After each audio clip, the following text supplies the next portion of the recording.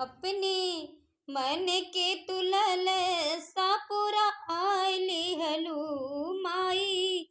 अपने तुमन के लल सापुरा आइली हलू माई। जग में तू सब के दिखाई दिहलू माई। जग में तू सब के दिखाई दिहलू माई।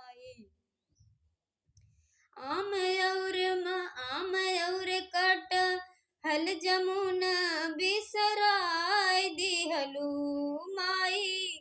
आम और कटहल जमुन बिसराय दिहलू माई।